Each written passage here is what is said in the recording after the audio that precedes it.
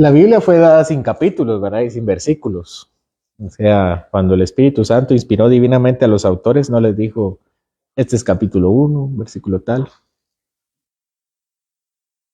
Así que si ya lo notaron, no hemos dividido las historias ni los textos exactamente donde empiezan y terminan los capítulos. Y de hecho, el domingo pasado tomamos una porción bien grande. Tomamos desde el inicio del capítulo 4 hasta la mitad del capítulo 5.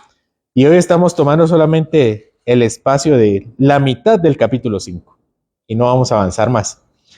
Y la razón es debido a las historias que se encuentran contenidas. Si la historia es pequeña, vamos a meditar en esa historia. Si es larga, vamos a meditar en ella.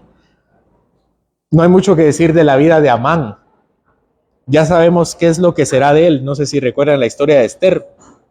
Pero Amán, por si no conocían la historia de Esther, Amán se va a morir.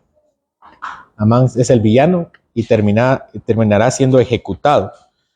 Dice el Proverbio 16:18, antes del quebrantamiento es la soberbia y antes de la caída la altivez de espíritu. ¿Quieren ver a alguien que va a fallar en su vida? Miren qué tan arrogantes. En esta ocasión será provechoso para nosotros meditar en la conducta del villano. No ya para condenarlo, porque ya ha sido condenado, ya murió, ya conoció a Dios, ya fue juzgado, pero para nosotros hay una vida por delante, a nosotros que no somos mejores que otros pecadores. Nosotros seguimos en la vida cristiana y aún así no debemos descuidar la salvación tan grande que nos ha sido otorgada. No porque podamos perderla porque le pertenece a Cristo, sino porque podemos pisotear la sangre con la cual fuimos santificados y sumergir nuestras vidas en las inmundicias del pecado. Todo cristiano está a merced de las inmundicias del pecado. Dejamos nuestra historia, si se recuerdan, dejamos nuestra historia de Esther en el banquete personal que le hizo Esther al rey Asuero y el plenipotenciario Amán. Y ahí vamos a recordar el contexto. Acompáñenme al versículo 4. Y Esther dijo, si place al rey, venga hoy el rey y Amán al banquete que he preparado para el rey. Respondió el rey, daos prisa, llamad a Amán para hacer lo que Esther ha dicho. Vino pues el rey con Amán al banquete que Esther dispuso. Y dijo el rey a Esther en el banquete, mientras bebían vino, ¿cuál es tu petición? Y te será otorgada. ¿Cuál es tu demanda? Aunque sea la mitad del reino, te será concedida. Y entonces respondió Esther y dijo, mi petición y mi demanda es esta. Si he hallado gracia ante los ojos del rey, y si place al rey otorgar mi petición y conceder mi demanda, que venga el rey con Amán a otro banquete que les preparé, y mañana haré conforme a lo que el rey ha mandado. Entonces, vamos a recordar un poco.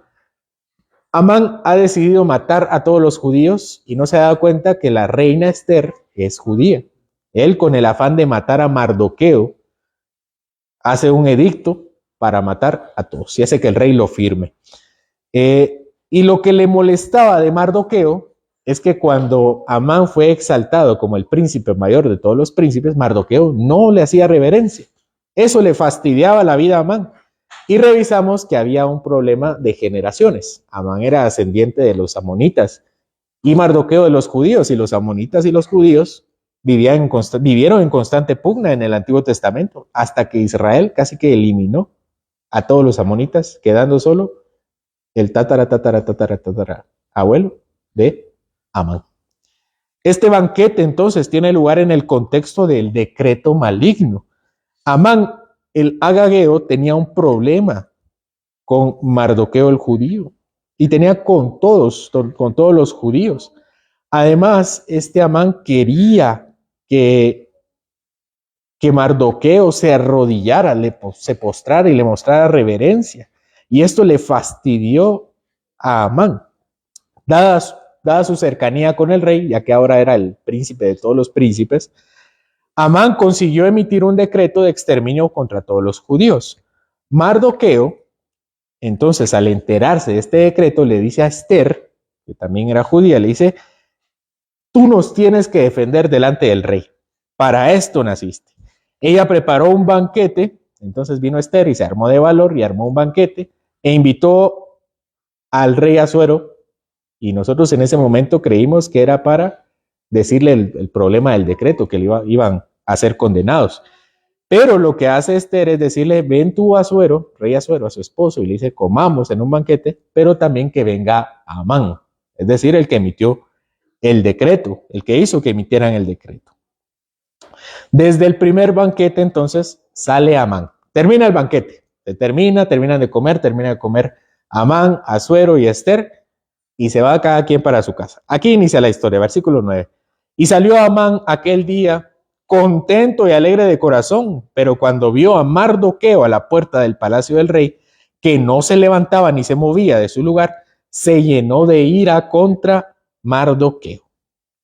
Hemos dicho que a los persas les encantaban los banquetes. Capítulo 1, banquete. Capítulo 1, otro banquete. Capítulo 2, otro banquete. Y entonces, si Esther quería ganarse el favor del rey, ¿qué tenía que hacer? Hacerle un banquete. Eso es lo que tenía que hacer. Esto queda claro en el primer capítulo que nosotros vemos.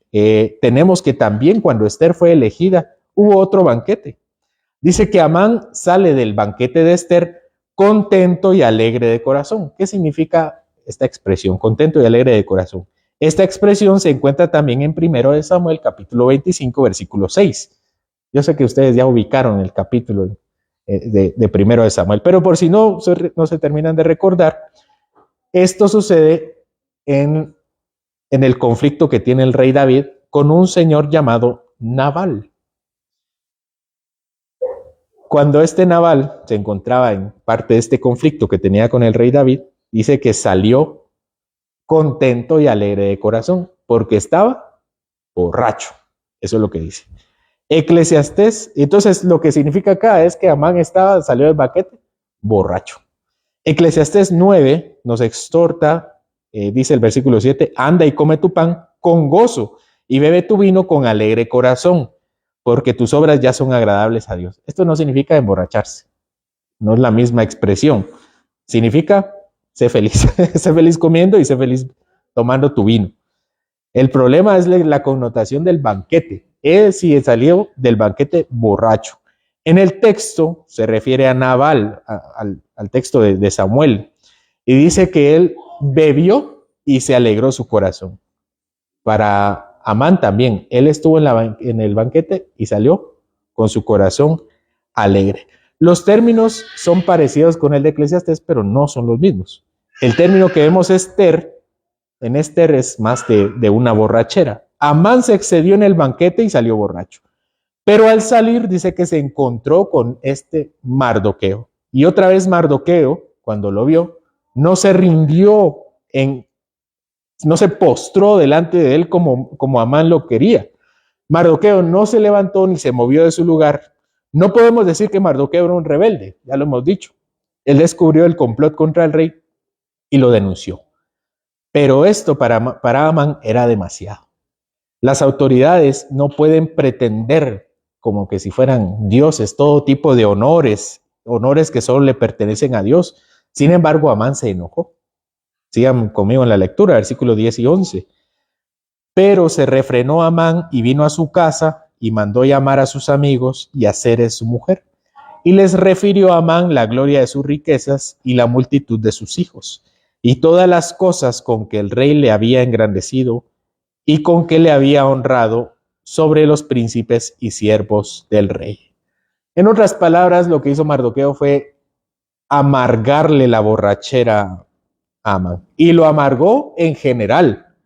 A veces se dice que el licor afecta a las personas haciéndolos un poco diferentes, pero para otros solamente agudiza sus defectos. Entonces, conocer a alguien borracho a veces significa conocerlo en la peor de sus etapas. Amán ya era arrogante, pero el licor lo hizo en un punto mucho más alto de su corrupción. Amán decide convocar a una pequeña reunión de amigos, dice acá. Estos eran Zeres, su esposa, y sus amigos. Según el siguiente capítulo 6, versículo 13, Estos, aparte de ser sus amigos, eran sus consejeros. Esther 6:13. Un hombre tan importante como Amán debía tener sus propios consejeros. Bien lo dice el Proverbio 12:33. El hombre cuerdo encubre su saber, mas el corazón de los necios publica su necedad. Otra vez el proverbio. El hombre cuerdo, o sea, el hombre consciente, sabio, encubre su saber. Pero el corazón de los necios publica su necedad. Amán lo que hizo fue llamar a sus amigos y a su esposa para decirles qué tan necio era. Pero como vemos, estos son hombres que aman escuchar las necedades, tanto su esposa como sus consejeros. Solo los necios se rodean de más necios, solo los tontos se rodean de más tontos. Y esto lo que hacen es validar. O sea, yo le digo mi necedad y lo que hace mi consejero es decirme, así es. Y los dos son un par de necios, no son amigos verdaderos. Aquí encontramos otro punto en la soberbia de Amán. O sea, ya estaba mal en su postura, ya estaba mal en su borrachera, ya estaba mal pretendiendo que Mardoqueo se arrodillara y ahora necesita la validación de sus amigos en su misma necedad. Los verdaderos amigos o una verdadera esposa, una esposa piadosa, demuestran su verdadero amor cuando ven que el ser amado se dirige hacia la soberbia. Entonces, si realmente hubiera sido una esposa piadosa o amigos correctos, hubieran visto en el corazón de Amán alguien que se estaba apartando de la cordura. Esto es parte de la naturaleza de la iglesia. Si se ponen a pensarlo bien, esto es parte de la naturaleza de lo que es ser iglesia.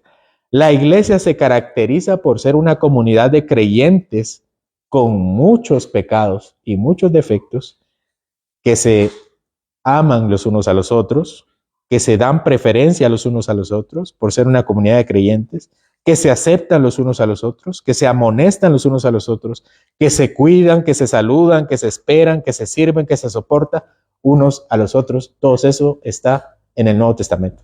Yo solo lo jalé. Y más de 20 unos a los otros que no cité. Pero ninguno de esos mandamientos consciente en aceptar los pecados los unos a los otros. Nadie acepta los pecados de los unos a los otros. Eso no existe. La Biblia nos enseña que ser parte de una comunidad, amigos correctos, una familia correcta es resaltar el pecado para llamar al arrepentimiento. Pero los amigos de Amán y la esposa de Amán lo que hacían era validar su necedad. Lo que hacían era, tú estás bien, haz lo que está diciendo tu corazón. La Biblia, aparte, menciona 3 cosas con las cuales había sido bendecido Amán. ¿Con qué fue bendecido Amán? Con riquezas, con hijos y con el reconocimiento real. O sea, el rey lo reconoció. Si se dan cuenta, ninguna de estas cosas son ilegítimas. O sea, ser bendecido con riquezas, ser bendecido con hijos y tener el reconocimiento de las autoridades, eso es algo bueno, no es algo malo. Puede ser legítimamente deseables por un cristiano.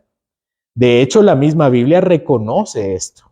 Por ejemplo, las riquezas. ¿Qué dice la Biblia acerca de la bendición de las riquezas? Dice Proverbio 10:22. La bendición de Jehová es la que enriquece y no añade tristeza con ella. Entonces, lo que dice aquí el proverbio es que Dios con la riqueza también da alegría para el mundo. Da riqueza, pero eso le trae amargura. O para el cristiano no. ¿Qué habla de la bendición de los hijos? Aunque a algunos les cueste un poco más percibir que en los niños hay bendición, hay bendición. Salmo 127:3 dice, he aquí herencia de Jehová son los hijos, cosa de estima el fruto del vientre. Es bendición de Dios.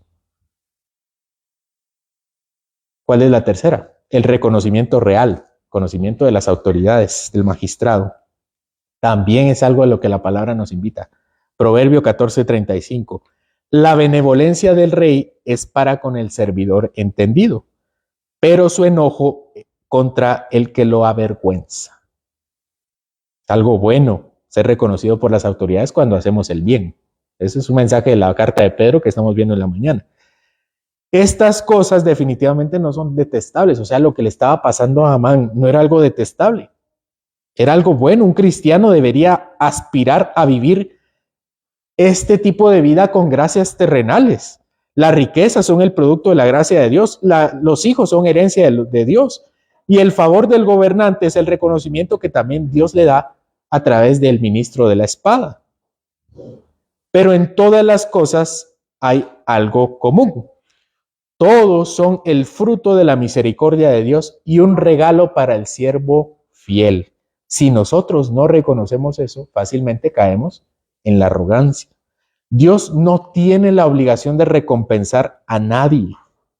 Cuando nosotros pensamos eso, estamos cayendo en la arrogancia.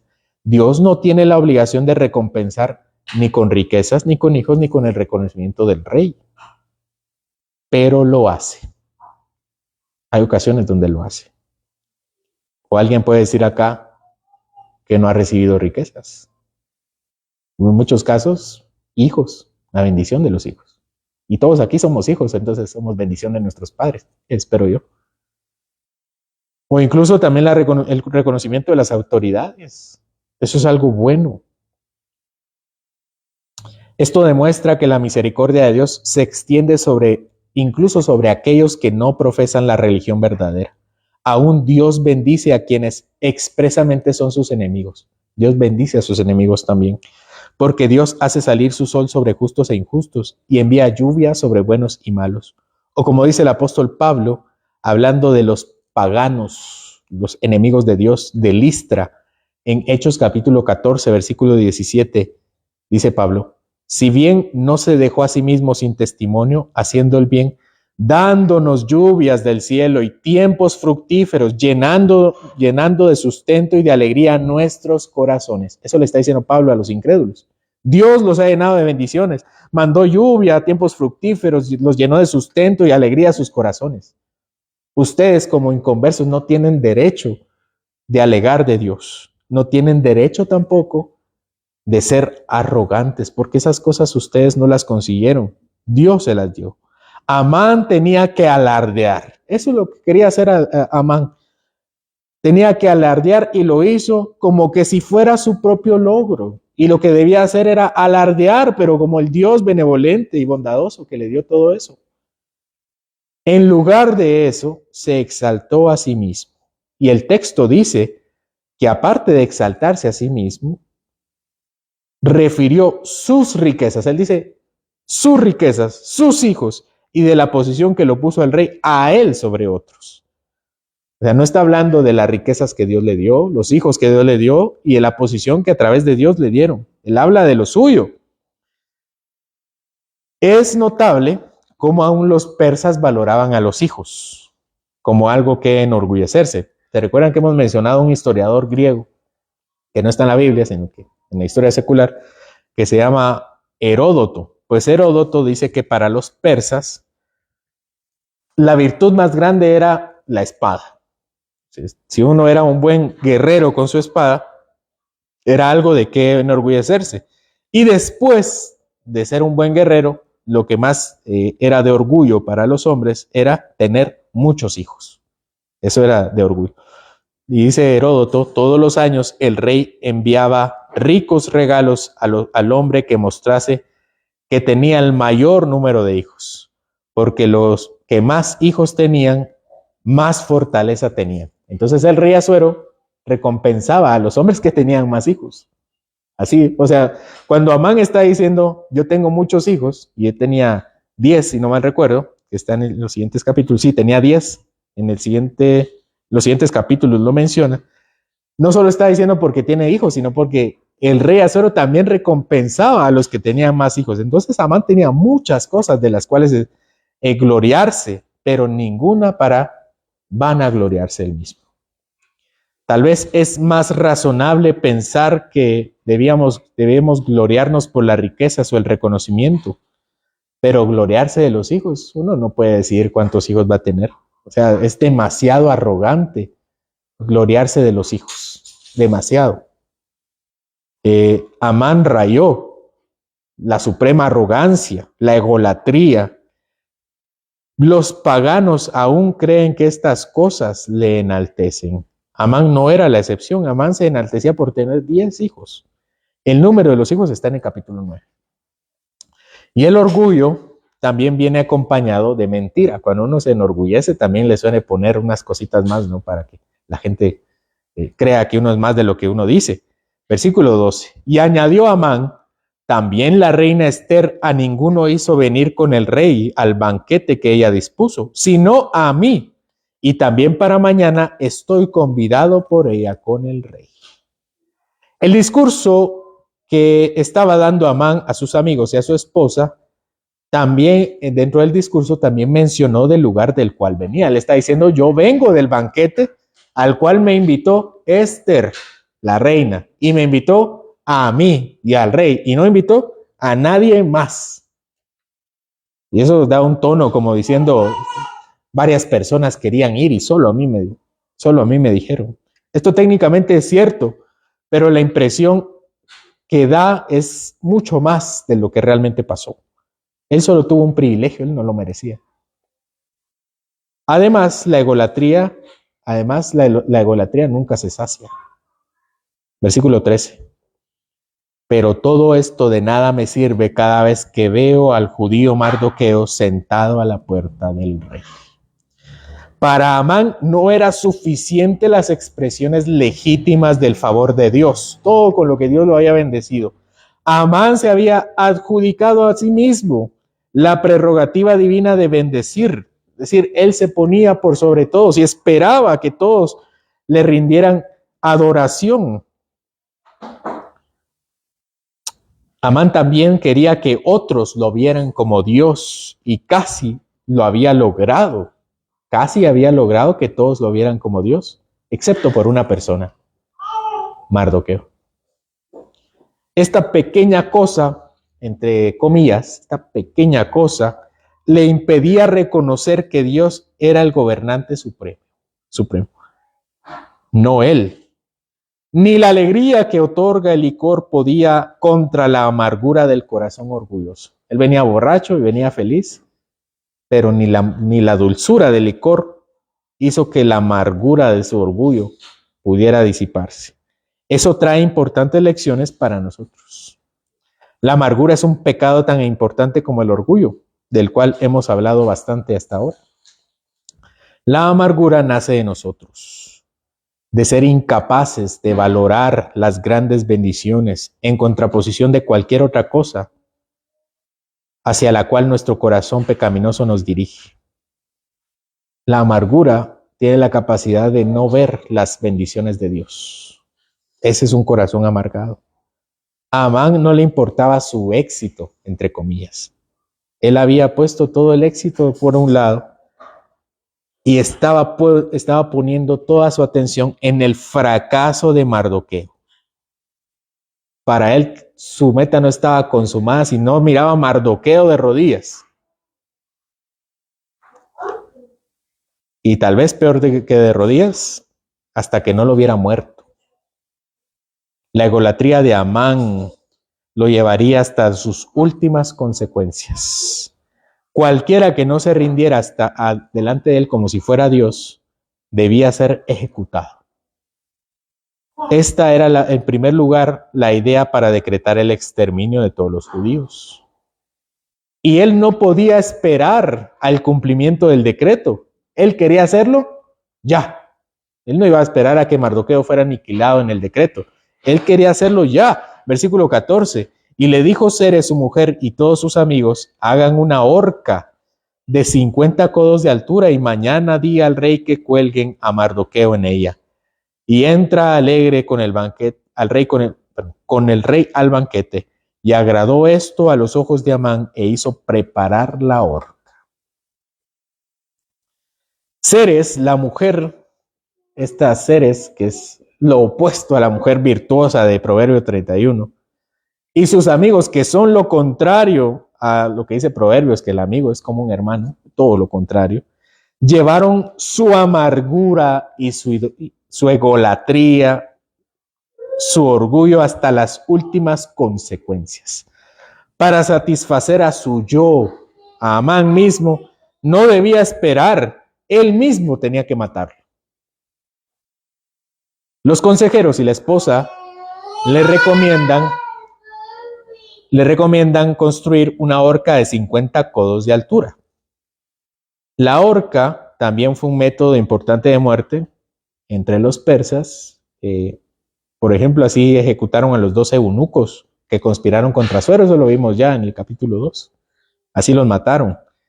Dice que esta horca iba a medir 50 codos. Tal vez no estamos muy conscientes de cuántos son 50 codos, pero son aproximadamente 22 metros. Este techo tiene un poco menos de 6 metros. Ahora imaginen la horca de 22 metros. Esto es como un edificio de 4 o 5 niveles. Parece un poco exagerado, pero los persas eran exagerados. Y todos los que todos los gentiles de este tiempo también eran bastante ególatras y exagerados. Por ejemplo, Alejandro Magno, Alejandro Magno era el griego, aquí no lo dice, pero Alejandro Magno sería el griego que conquistaría a los persas en unos años. Alejandro Magno iba a construir una pirámide temporal construyó una pirámide temporal de 60 metros de altura. La horca era de 22, la de 60 metros era aún más grande.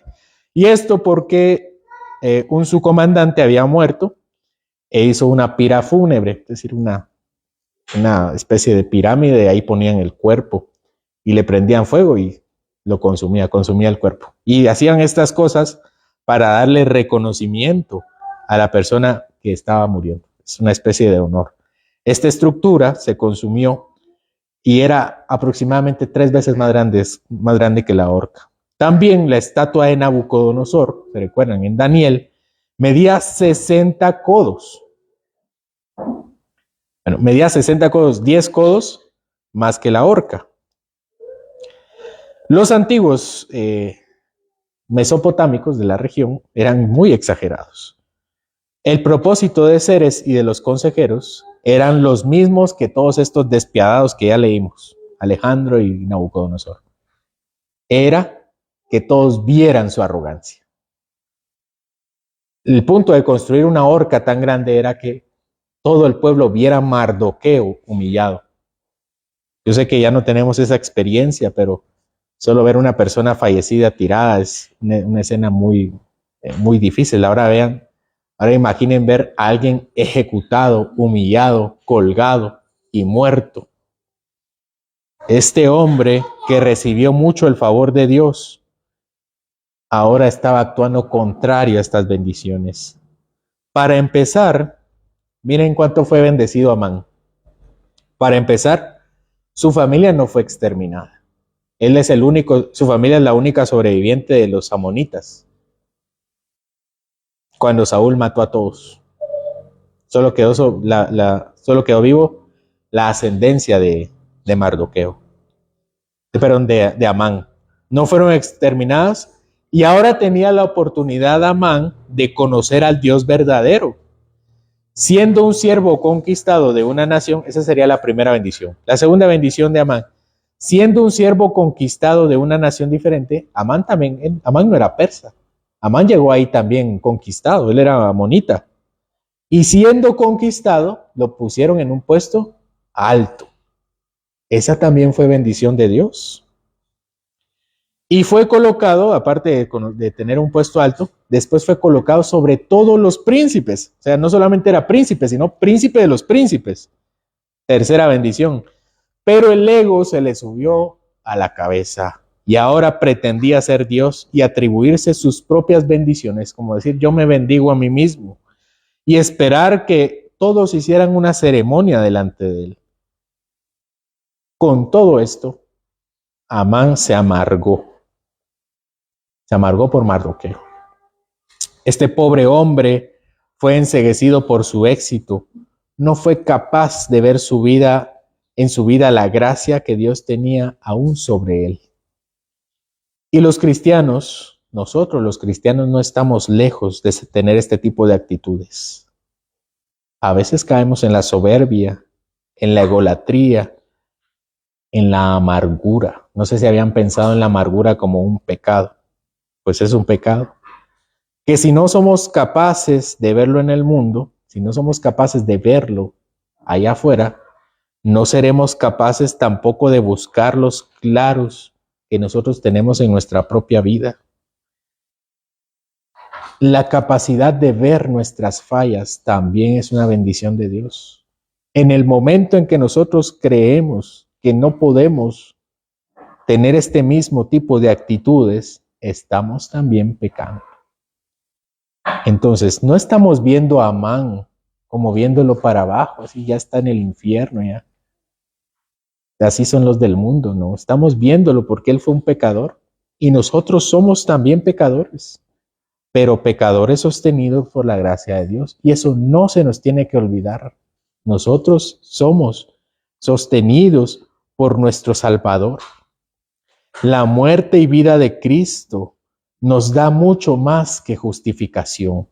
¿Qué dice Primera de Corintios, capítulo 1? Mas por Él, o sea, por Dios, estáis vosotros en Cristo Jesús, el cual nos ha sido hecho por Dios sabiduría, santificación, justificación y redención. Todo esto es Cristo para nosotros. No es solamente la entrada al cielo, es nuestra sabiduría, es nuestra santificación y nuestra redención. Y sentencia el apóstol Pablo, para que, como está escrito, el que se gloríe, gloríese en el Señor. Quien crea tener algo de cual gloriarse, que no sea en sí mismo, porque todo viene de Dios.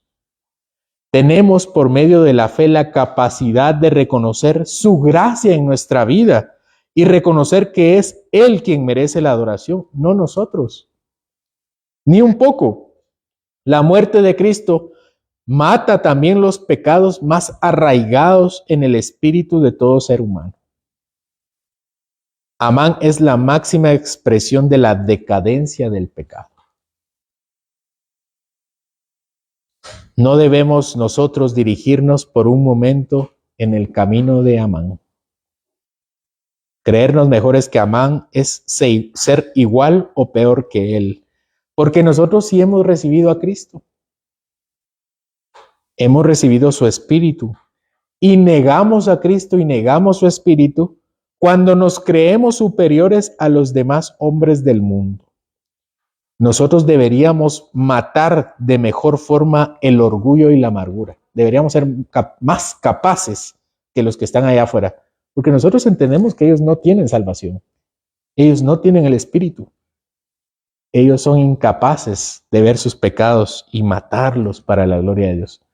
Es una arrogancia que nosotros, sabiendo esto, no tratemos con seriedad nuestros propios pecados. Es una arrogancia y está en contra de las bendiciones y la sabiduría de Dios. Que la vida de Amán sea nuestra advertencia, pero que la vida de Cristo sea nuestra realidad. Amén. Señor, vemos a este hombre impío que en tu gracia divina concediste muchas bendiciones que encontramos en tu palabra, reconocimiento real, riquezas, hijos, el don de la vida, Señor, cuando en su tiempo debió morir a causa del rey Saúl, tú le prestaste la vida a él y a sus antepasados. Y sin embargo, Señor, decidió vivir contra ti. No reconoció en su vida las bendiciones que tú le diste y recibió la condenación. Ayúdanos, Señor, a nosotros a ser cautos, a recibir las bendiciones con advertencias de que vienen de parte de Dios y aunque creamos nosotros habernoslas ganado, debemos pensar debemos pensar de nosotros con un poco más de humildad. Señor, todo lo hacemos para tu gloria y si nos esforzamos y logramos algo, es porque tú nos diste todo lo necesario para lograrlo. Nos diste el tiempo, la sabiduría, nos diste las ocasiones. De modo que aunque nosotros creamos merecer cualquier cosa, eres tú, Señor, a través de nosotros. Te pido, Señor, que quites de nosotros el orgullo, de no reconocer nuestros pecados. La egolatría, Señor, de creernos los más importantes. También, Señor, te pido que quites de nosotros la amargura que no nos permite ver tus bendiciones por pequeñas cosas, Señor, que a veces nos quitan la paz. Que la vida de Amán sea una advertencia para nosotros, pero permítenos confiar en la vida de Cristo que nos transforma, nos da salvación y le da redención a cualquiera que confíe en él, Señor, y se arrepienta de sus pecados. Por él, Señor, te lo pedimos. Amén.